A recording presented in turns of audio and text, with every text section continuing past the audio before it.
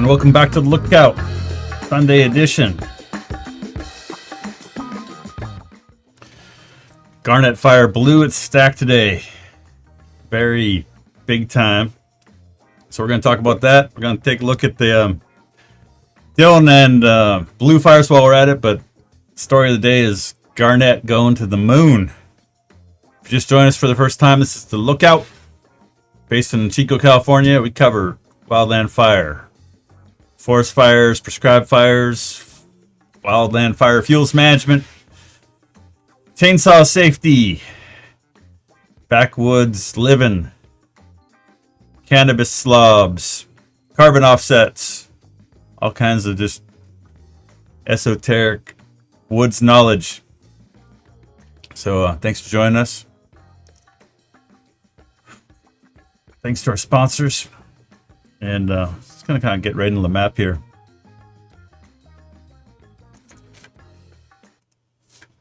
All right, still trying to figure out how to kind of smoothly transition that music. So what's going on? Big picture why we're on tonight is Garnet Fire down in Fresno area. Just kind of this morning across Dinky Creek, which we've been kind of wondering about was going to happen. And then it just proceeded to romp and stomp and added about 20 square miles of burn today. And so we're going to talk about where that happened. Garnet is scary. It is. All right. So let's just get into the map here and zoom out and then zoom back in. I wish my labels were... We kind of, with Google Earth, you kind of give up a lot of kind of cartographic control for the rad features that allow us to fly around in 3D. Google Earth is actually, they haven't really updated the program for about 15 years. But it still works, it's reliable. So we got Fresno kind of behind my head here. We've got Bishop over here off the top. And in between, we've got the Kings River. Huge river canyon coming down here. We got the North Fork Kings. We got Dinky Creek. And I am learning a lot about the geography of the Central Sierra, Southern Sierra, because I know a lot of ground, but I don't know this ground very well. So that view we just had of the fire is from Delilah camera down here on the south end of the fire, looking across the Kings. And over here we got Dinky Creek. So Dinky Creek basically hits the Kings River pretty close to the confluence of the main stem and the North Fork, kind of just a little bit upstream of that confluence at Balch Camp. So what's happening here? We got a bunch of different colors trying to make sense of what's happened here today. So we're looking at the north end of the fire, and we've been talking for days about this fire. We got the Tea Kettle experimental forest out in here. And so yesterday we were looking at how they've been doing firing operations along the road up here and talking about whether or not we thought that would hold the fire. And we're also talking about these firing operations on the north end, that they had to be building depth on those firing operations. So if the fire came out of here with a real head of steam, that they'd have enough kind of black area here. And we talked the other day too about just when a fire's being driven by long range spotting of, up to a mile, that your burnout operation, unless it's a mile wide, those 1 mile spots are going to hop over it. So right now the fire has to kind of back down into the area below McKinley Grove to make a run into it over on this side.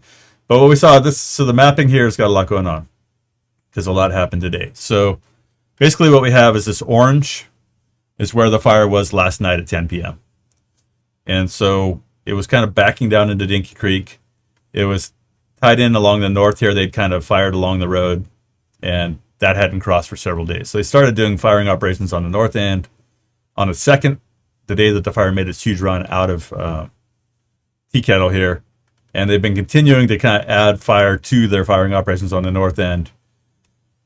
But they hadn't, as of last night, hadn't really progressed down below McKinley Grove or over towards Camp Fresno with their firing operations. So right now, they may have done some prep along these roads, but McKinley Grove is pretty much naked to the advance of this fire. There's no fire that's been kind of dragged, as far as we know. Well, there hasn't been. They haven't dragged any roads. So they had this purple on the map 2 days ago was roads they're planning to prep as fire lines. And what we've talked about over and over is just that if you're going to prep a road to use to stop the advance of a fire, you really have to have time to prep it and fire it. So out here, they managed to get stuff fired. But out here, the prep, maybe they've done a bunch of chipping and thinning and other stuff along the McKinley Grove Road, but there's been no fire put on the ground. So basically now the fire, so the orange is last night's perimeter. The white line is today at about 1:30. So basically what happened is the fire this morning, it crossed back down here. So this is where the fire was last night, backing into Dinky Creek in orange. And so overnight and into this morning, the fire back down to the bottom here.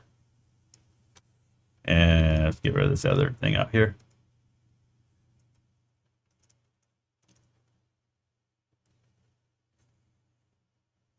So around noon, or maybe a little earlier, the fire had backed down to here in Dinky Creek.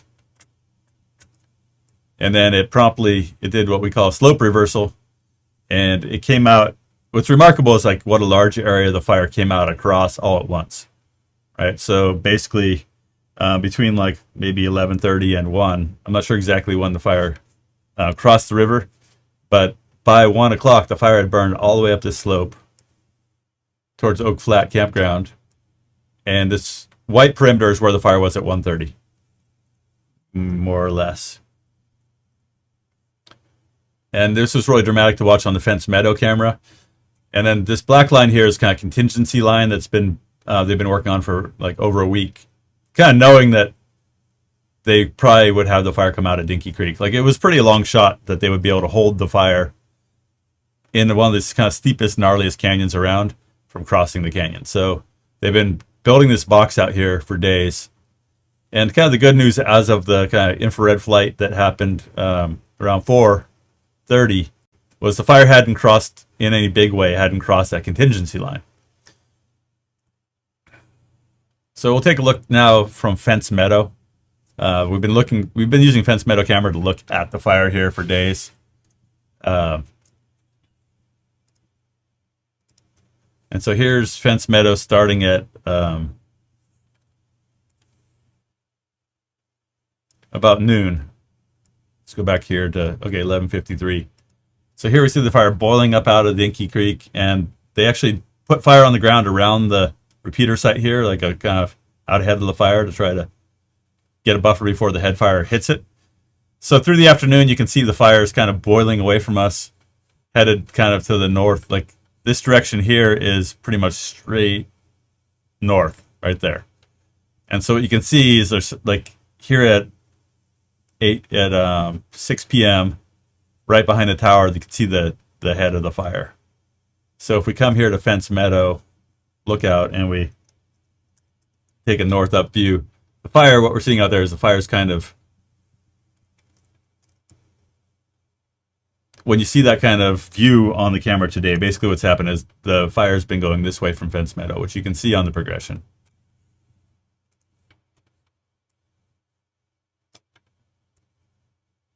So that's good news for Big Creek and everything to the west, is that if the fire is kind of predominantly moving to the northeast, it makes it more likely that they'll be able to hold this ridgetop line that they've had a lot of time to prep.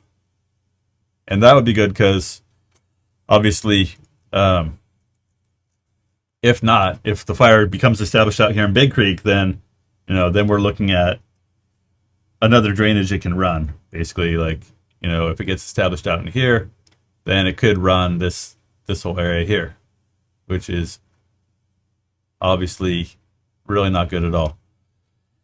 So they might get lucky with, but that's the only thing that, like with these burning conditions, like luck is the only thing that is really keeping the fire from crossing the line here. I'm sure they've got a great line and everything else, but when you look at a fire that's added 20 square miles in like 6 or 7 hours, like the only thing that you've got going for you is the luck that the wind is blowing from this direction and, not from this direction.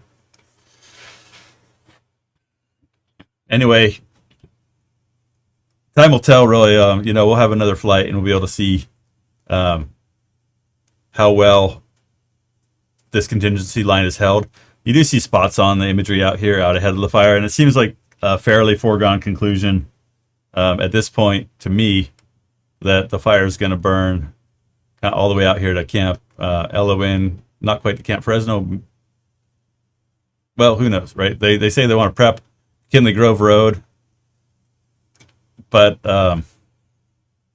like we said, like the fire is going to get to there before they have time to, like, you know, pull off a firing operation on this mid-slope, steep and gnarly. We've already talked a lot about how mid-slope roads are a really hard place to hold fires that want to be running. So not out of the question that the fire is going to add this whole kind of corner, and quite likely that the fire is going to cross McKinley Grove Road and burn up here until it runs out of fuel. Now, the wild card and all that is the weather. You know, it's supposed to be getting cooler, it's supposed to rain, and maybe, I'm not right on top of the weather forecast for this, but I'd say, like, looking at where the fire is right now, and the terrain and the lack of any real tactical options out in here, like, that's my my arm waving is that, like, yeah, it's going to go probably all the way to Camp Fresno and beyond if it wants to. So, a big day. Urban Interface Living says they're hoping that the Garnet Fire's out before the Santa Ana winds. Yeah, I do have a structure layer. Let me turn that on. Regarding Santa Ana winds affecting this fire, we don't really have Santa Anas in this part of the Sierra Nevada because we've got, like, the crazy high country here of, you know, Mount Whitney and the High Sierra. Like, we got these peaks out here that are, you know, 14,000 feet, 13,000 feet. And those really kind of build a wall. Like, when you're over on the east side, you see this big wall of mountains. That really helps to prevent, like, big desert. So when we're talking about Santa Ana winds, we're talking about, you know, winds coming off the desert and pushing down into Southern California. And this crazy escarpment here of the Sierra Nevada on the east side here around, like, Big Pine, Lone Pine, like, that really helps to keep the winds from, you know, if we're worried about the winds coming up and over and pushing our fire hard to the west, it kind of doesn't happen. The winds kind of don't like to crank over the top of these 14,000 foot mountains. So I'd say it's not a huge concern. You know, someone who's local and studies all this stuff could tell me more, but, you know, from what I've read and seen, not as much worried about big, strong fall east winds here as we are in Southern California and kind of north of Highway 50, where the Sierras aren't as tall. All right. So someone's saying no change in the weather for this area over the next week. That's good to know. Yeah. So, bummer. I got a little imagery here that I think is pretty interesting that was shot at noon.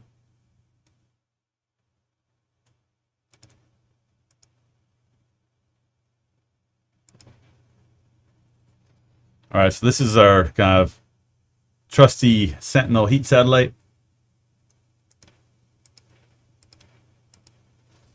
And you can just see, like, there's this big kind of white hot zone here. This is at noon. And this is basically infrared from a European Space Agency satellite. Let's see if I have some other layers I can turn off here and make it.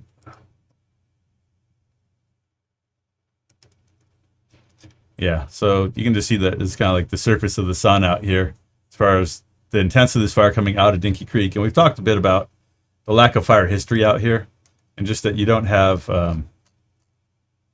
really any large fire history in this area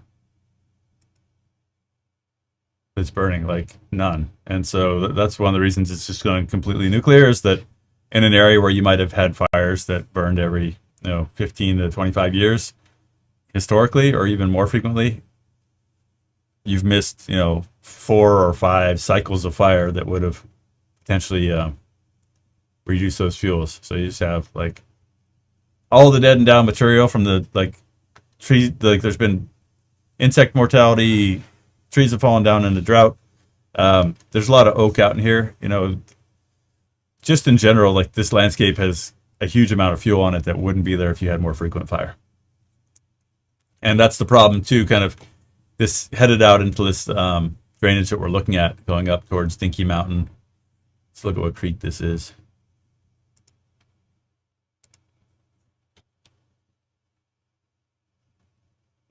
Oak Flat Creek, Bear Meadow Creek. Let's add that to our list of names here.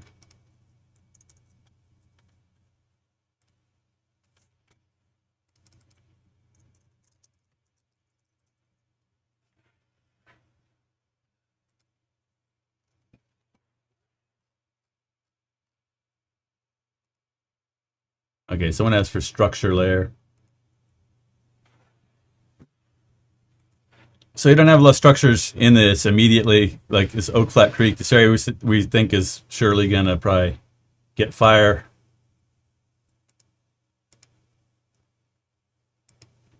I'll turn back on my current perimeter here. All right, so we think the fire is going to burn up here towards Camp Elowin. Not a lot of structures out in this area at all until you get up closer to Shaver Lake. And there's been some talk about whether or not a CAL FIRE incident command team might get called for this to protect state responsibility areas. So I was just going to turn on the SRA layer here. And you've got some state responsibility area here around Camp Elowin, Camp Fresno, Forked Meadow. And then when you get over by Shaver Lake, you've got a bunch of state responsibility area for fire protection. And so I've got no kind of particular inside information on if a CAL FIRE team is going to get ordered, but it's not uncommon when you've got a big Fed fire that's kind of out of control for CAL FIRE to start thinking about mobilizing their own team and their own contract resources to start doing contingency lines, say over here around Sierra Cedars, Shaver Lake, etc. So I'm not really privy to those conversations. And there's always kind of an overlay there of rivalry. And man, if the feds would do their job, we wouldn't have to, but we're glad that we get to because we like working.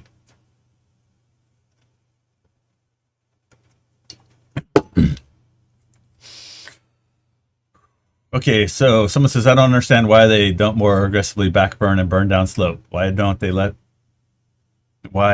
the fire burn down slope on its own terms rather than let the fire rage uphill? Are they too timid? We talked about that a little bit yesterday. So like specifically down here, if we look at down here in Dinky Creek where the fire crossed last night, one of the questions I think, and it's pretty hard to do it justice from, eyeball altitude of 13,000 feet in a computer simulation, basically, is just that talking to people who like grew up down here, like this is just extremely rugged. And what are you going to do here? Are you going to, use drones and light the bottom of the hill? Like the problem is that if you put an intense fire down here on the bottom of the slope and it runs up in canyons, like weird things happen. So now say if we're talking about lighting the toe of this slope on purpose and letting it go uphill so we don't have to let it come on its own terms, like it's definitely not unprecedented. You light the bottom of the hill and it goes whoop, and strange things happen at the scale that when we start talking about like creating basically a fire tornado, or just when we look at how much heat is going on in this landscape today, in this image here, like if you lit the bottom here of the slope and created that yourself, like then people would be saying like, oh, wouldn't have crossed the river if they wouldn't have lit the bottom of it, like freaking idiots. So you're kind of damned if you do and damned if you don't. And we talked about how in general we frown on lighting the bottom of the slope because it creates super destructive uphill runs and it's just chaos. And working in canyons is hard, and then you light the fire down there and you can't put any people on the ground to mop it up or like make sure there's no snags that are going to fall across the river, etc. So it's just tough when fire's happening at this scale. We talk about like you back off to where you have access. One of the big reasons they've been able to hold these firing operations up here is because they can drive type 1 fire engines that hold 1,000 gallons of water along this road. They can drive along this road with water tenders and squirt retardant out of their side booms. they can fly along here and they can drop with scoopers. But when you get down to the bottom of the canyon, you don't have any hose lays and you don't have any safe access. You know, you don't want to put a bunch of people down here to like this and then like have what happened today happen while they're in there. So there's just some places on the landscape that are really difficult to deal with. And a lot of this has to do with kind of the risk appetite and experience of the people that are making these decisions. But I know, you know, I was kind of heckling the IMT the other day for being confident that they're going to catch it at the road up here. And then a buddy of mine called and said, hey, I want you to come help. We're going to burn Tom Browning's property in Grass Valley. It's like, how do I know that name? I was like, oh, that's that guy, the ops chief that I was making fun of on Facebook. It's like, well, it turns out these guys, you know, they really are the most experienced people we have. By the time you get to be a Type 1 operations section chief on a federal team or a state team, like, you've seen it all. You've really seen it all. So I wouldn't really second guess why they didn't try to put more fire on the ground. I was thinking about that today of like, what kind of firing got done? You know, is any of this attributable to firing operations? And so if you look at where the perimeter was last night in this canyon, and you look at where the intense fire was last night, now you don't see a whole bunch of firing going on. You know, like I think if you looked at what they were doing last night at 10 p.m. and you saw that there was like a drone had come and like, you know, not done that. But you know, if we were looking at last night's IR and we're seeing that they'd like come out here with a drone and lit a bunch of this on purpose at 10 p.m., it'd be a different conversation. It'd be like, wow, you know, it looks like they added a lot of heat to the equation, and then it blew up and became catastrophic. And so, you know, no one wants to really be that person either that was overly aggressive with their firing. You know, and we've shared this kind of crude saying on here many times, which is don't climb up the devil's asshole with a book of matches. And that's basically a hotshot saying that's don't put more fire on the ground. Hang on, I gotta do something here. If you're somewhere and the fire's already going nuts, like it's probably not the best idea to put more fire on the ground. And I think we should probably put that on the wall here. Let's see. All right, so just so we don't forget that that pithy saying, we'll just leave that up there for a little while as to why they didn't, maybe what they were thinking about before they decided not to, you know, fire the bottom of the hill.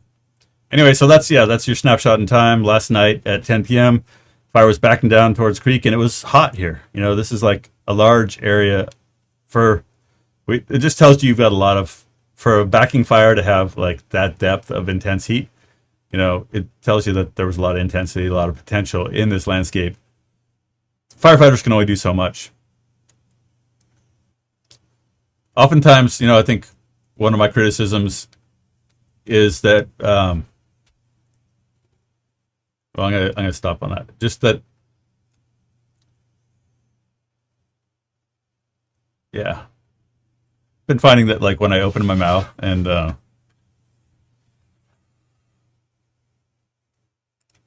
say things without thinking about them, then like I get in trouble. So what we got going on here? All right, back to